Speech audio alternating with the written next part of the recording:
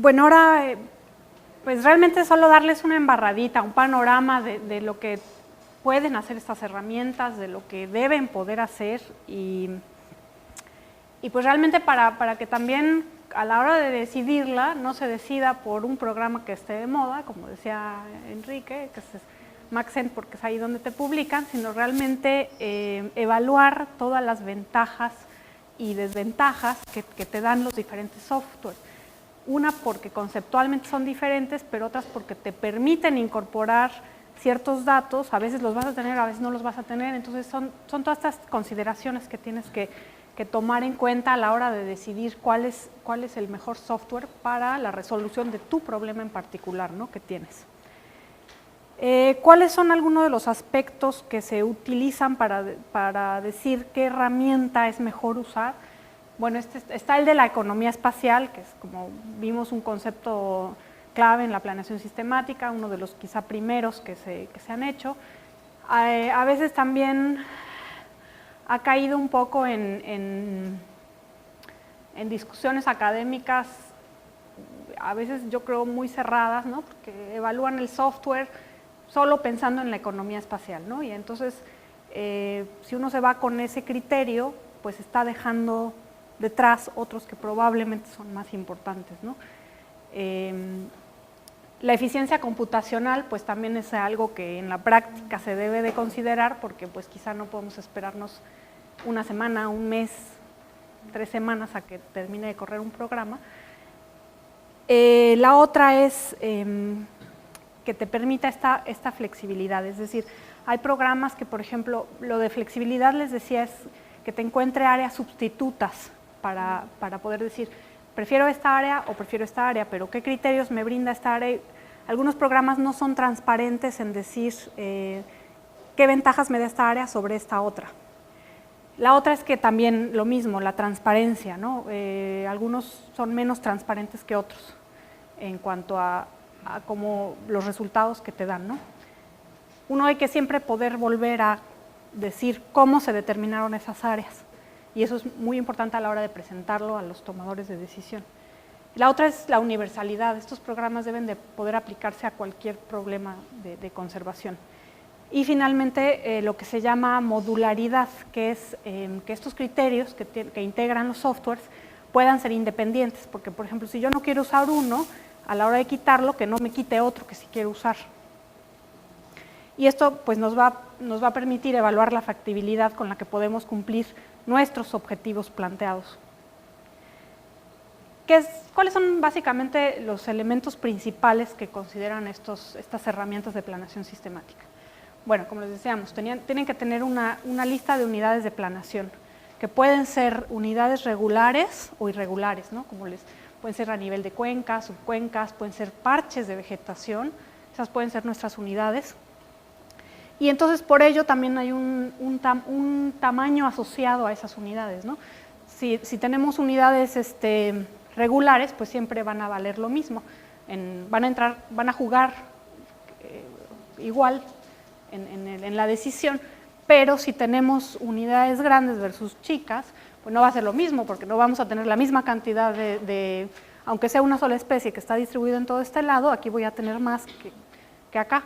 Y esto, al final, si busco la economía espacial, pues va a ser más costoso, digamos, seleccionar esta que esta. La otra es tener obviamente nuestra lista de subrogados, metas de conservación para cada subrogados, puede ser desde solo tenerlas representadas o una meta cuantitativa, ¿no? Lo que hablábamos, 10, 20, 30% de su área de distribución o el 50% de sus abundancias si tuviéramos esos datos. Y también pues una tabla que nos relacione esa expectativa, o sea, que nos relacione a los subrogados con los sitios, es decir, la expectativa de encontrar un subrogado en cada una de las celdas, como les mencionaba, con datos de presencia-ausencia o con datos de probabilidades o abundancias. Y básicamente lo que intentan, hay dos problemas relacionados entre sí que tratan de resolver estas herramientas computacionales.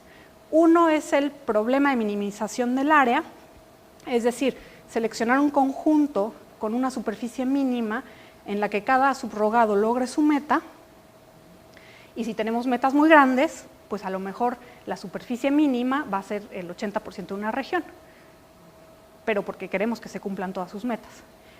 El otro problema es el de maximización de la representatividad, es decir, podemos establecer un tope máximo, no podemos decretar reservas en el 50% del país, pero a lo mejor sí lo podemos hacer en el 10% del país porque sabemos que hay recursos para ello. Entonces podemos utilizar este problema de la maximización de la representatividad en, dado una superficie establecida, cómo maximizar estos números de subrogados que están incluidos dentro del área. Y bueno, ahí básicamente, como les decía, hay a veces discusiones sobre qué tipo de herramientas son mejores, porque también utilizan diferentes procesos matemáticos y computacionales, de los cuales pues no soy experta, a lo mejor algunos de los que están acá nos pueden explicar mucho mejor estos conceptos, pero básicamente lo que es un algoritmo óptico es que utiliza programación lineal para seleccionar todos los sitios que satisfacen con el modelo planteado exactamente.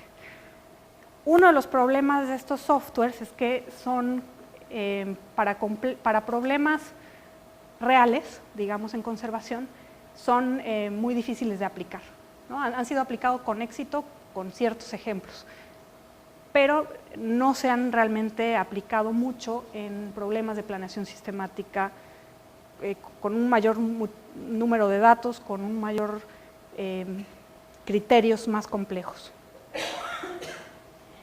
Entonces, los otros que se han utilizado y que es mucho con lo que empezó lo que es la planeación sistemática son estos algoritmos heurísticos, y estas soluciones se determinan en base a reglas para encontrar la mejor solución al problema. En matemática pues, hay muchísimos, se han desarrollado muchísimos algoritmos para muy diversas aplicaciones, ¿no? Por ejemplo, este es un ejemplito muy bonito que encontré en Wikipedia sobre un algoritmo que se llama Greedy, avaro, ¿no?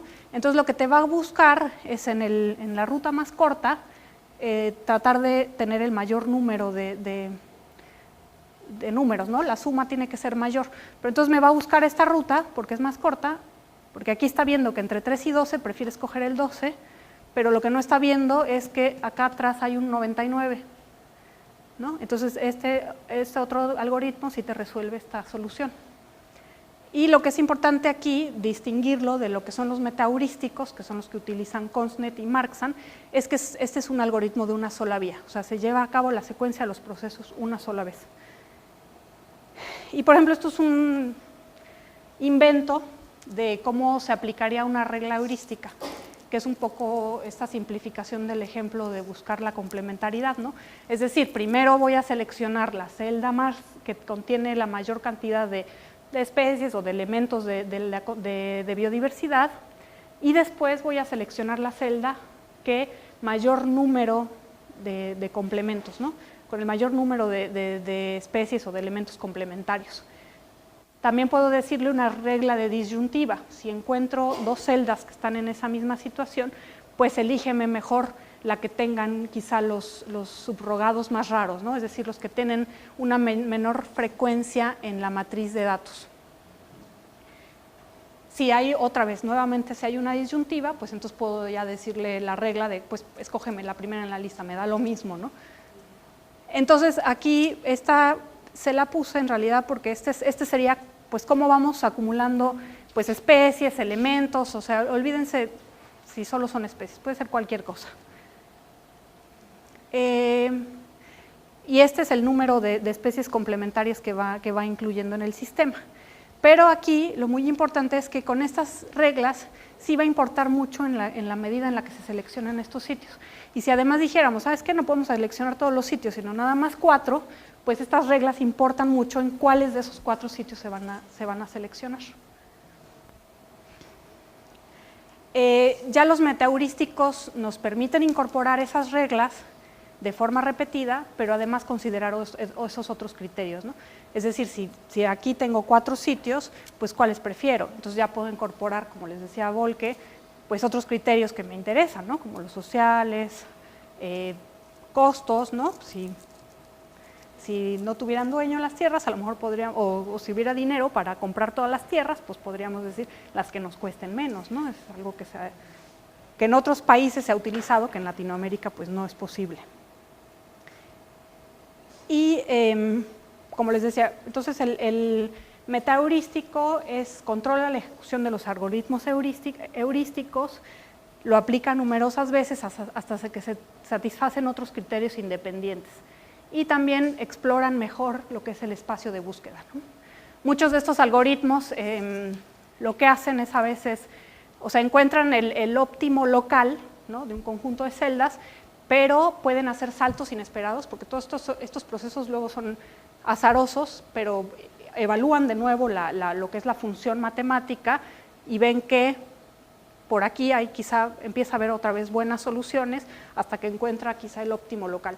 Y todo esto para encontrar lo que es el óptimo global tiene que ver también a veces con el número de repeticiones. Si nosotros corremos un software por muy poquitas iteraciones, pues igual nos van a salir 20 o 30 resultados diferentes.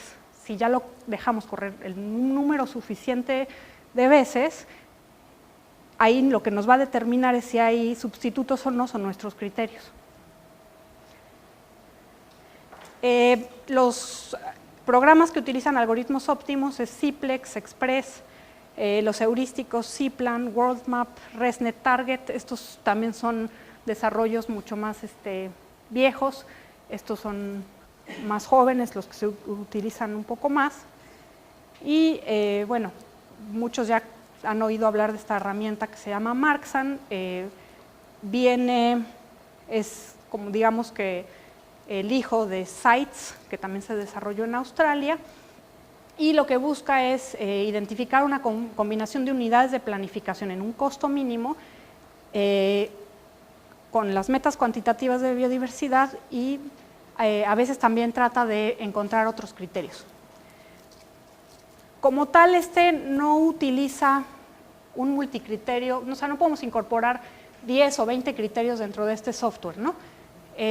Generalmente lo que tenemos es una función de costo, que podría ser el costo monetario o el costo por ejemplo, el costo un impacto antropogénico lo podríamos expresar en un valor de costo.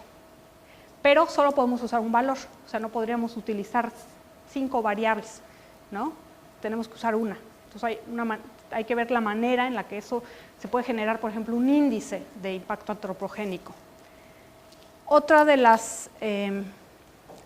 lo que está dentro de la función objetivo es lo que se llama la longitud de la frontera, que es esto, bueno, se los voy a enseñar con un ejemplo gráfico, y otra es el multiplicador de la longitud de la frontera. Básicamente estos dos aspectos controlan lo que es el área de la solución y la conectividad, o sea, más bien la agrupación de estas unidades que se seleccionan. También tiene otras dos funciones que nos ayuda a... Este es un factor de penalidad de especies. Si supone un valor muy alto, lo que hace es que obliga al programa a que te cumpla al 100% con la meta de conservación. Pero si al contrario usas lo que se llama un factor de penalidad de costo, lo que nos está controlando es el área de la solución y muchos de los elementos se pueden quedar sin estar representados. Entonces, por ejemplo, en el GAP se determinó que era mejor, que lo que queríamos es ver todos los sitios en los que se cumplen las metas. Y entonces se utilizó un valor de penalidad muy alto, pero no se utilizó esta parte de la ecuación. El programa, pues, es, te digo, probabilístico, empieza con una serie de unidades, las evalúa contra la función objetivo, conforme pasan las iteraciones va quitando unidades y agregando otras, evalúa la función objetivo. Si la función objetivo se mejora, es decir, minimiza el área, maximiza la representatividad, minimiza los costos, entonces esos cambios se retienen. Aquí lo importante de Marksan es que de vez en cuando acepta cambios malos, y esto lo que te permite es justamente saltar de este espacio local a este espacio, más bien a explorar todas tus opciones en la solución. Aunque estas probabilidades de aceptar cambios malos se van reduciendo conforme se va corriendo el algoritmo. Y en general lo que se ha visto con este tipo de softwares es que si se le da suficiente tiempo, corridas, y esto depende del número de elementos de la biodiversidad que consideres, del número de tu tamaño de región, es que te permite encontrar soluciones cercanas a las óptimas. Lo que les comentaba de cómo controla el tamaño del sistema de reservas y la agregación es con este concepto de la longitud de la frontera y el multiplicador de la longitud de la frontera. Si nosotros medimos todo el área de estos hexágonos por separado, pues va a ser más largo que si los tenemos agregados. Pero si además le ponemos un multiplicador, pues realmente va a preferir tener un sistema de sitios más compactos. Ahora otra vez me quedé afónica.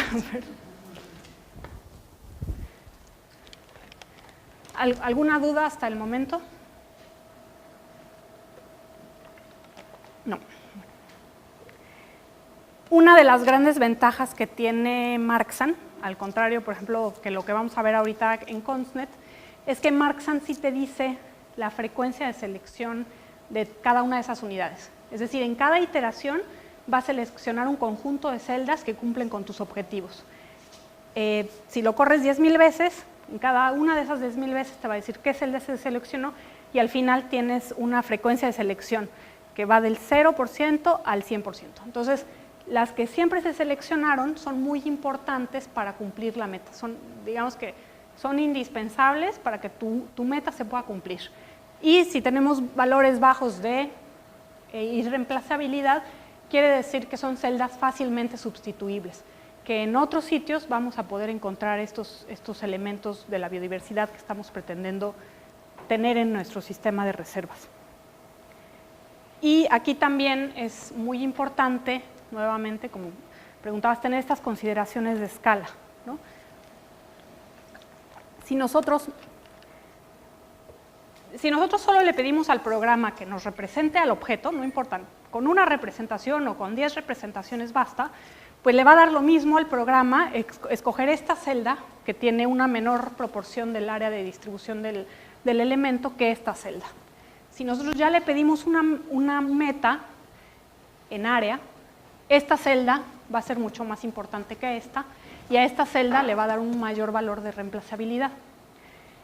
Y por otro lado, si nuestro elemento es muy fragmentado, si por ejemplo queremos el bosque mesófilo y resulta que el bosque mesófilo ya nada más quedan puros cachitos distribuidos a lo largo de una región grande y además le damos una meta muy grande, pues lo que va a hacer el programa es que te va a escoger todos estos espacios, todas estas unidades de planeación, aunque el área se vuelva algo muy grande. O sea, es menos efectivo en área, pero pues le está haciendo lo que le pides. Si, por ejemplo, sabes que tus sistemas son muy fragmentados, pues dices, bueno, le voy a poner un buffer para no centrarme solo aquí, sino también buscar conectividad, entonces puedes minimizar el área de ese sistema de reservas. Y realmente solo una peinadita muy rápido, pero también esto es para que después los que no han trabajado con esto puedan entender un poco mejor el ejercicio. Finalmente, todos los softwares usan más o menos el mismo tipo de insumos, otra vez bases de datos en formato de texto. Esta es la relación entre mi identificador de la especie con mi identificador de la unidad y la cantidad que tiene cada elemento. Este es otro archivo que maneja Marksan, que es donde voy a determinar cuál es mi meta cuantitativa, cuál es el factor que les comentaba de penalidad de la especie. Puedo inclusive tener un target, un segundo target, que es decir, el número de representaciones que quiero tener en mi sistema, no nada más que me cumpla la meta, sino que además me las cumple en dos lugares completamente diferentes. Puedo inclusive pedirle que esas representaciones, pensando quizá en eventos estocásticos, de que no quiero poner todos los huevos en una sola canasta, pero los quiero poner en dos, porque sé que puede haber un fuego, y entonces necesito conservar a una población en otro lado. Puedo inclusive decidir qué distancia quiero, las quiero juntas, buscar conectividad entre esas dos poblaciones, o las quiero muy separadas para que, si viene un elemento estocástico, tenga asegurada, ¿no? Esto también lo puedo determinar en el programa. Bueno, volviendo un poquito a lo que te permite usar este software, que es Marksan, te permite establecer un target 2, es decir, digamos un ejemplo muy sencillo, muy simplificado, quiero 3 representaciones de la especie. Entonces te las podría escoger aquí, acá o acá, pero tú le dices las quiero juntas, entonces te las escoge acá, ¿no? Esto pensando en que pues, se deba cumplir al menos un tamaño mínimo, pues, de, no sé, el ámbito hogareño, una meta conceptual. La otra es que tú puedes decir quiero 2 incidencias separadas, ¿no? Si utilizo el criterio, si no utilizo el criterio, pues le da lo mismo si me selecciona estas 2 o estas 2. Y si lo selecciona, necesita a fuerza tener 2 incidencias separadas. Y esto se puede utilizar en combinación con lo que es el target 2 para decir quiero 2 incidencias separadas, pero que al menos tengan 3 agrupamientos. Y la otra variable sería la distancia, quiero que al menos esta tenga tanto de separación. Entonces podrían estar quizá, no sé, acá, pero quiero que tenga al menos tanto de separación. Y bueno, como se imaginarán, generalmente esto no se utiliza, porque pues ya se requiere un mayor conocimiento de lo que las especies necesitan o otros elementos de la biodiversidad pues para conservar, y generalmente estas herramientas a veces se utilizan con muchos elementos y realmente sería imposible poder determinar para cada uno de ellos estos criterios, ¿no? La otra, como les decía, no te permite incorporar criterios múltiples, pero sí te permite incorporar una medida de costo, es decir, tratar de evitar ciertas zonas por otras. Generalmente estaba pensado más bien para meter costos económicos, es decir, si utilizo esto de compra de tierras para conservación, pues si tengo 2 sitios pues, que son más o menos iguales en su biodiversidad, pues comprar el más barato, ¿no? Porque me voy a ir por el más caro si ya nada más me alcanza para uno, ¿no? Pero en realidad en lo que se podría utilizar más es para incorporar justo estas amenazas, ya sea factores indirectos como las poblaciones o un índice de impacto antropogénico, que es lo que se utilizó en el GAP de México, del que Patti les va a dar un poco más de detalles.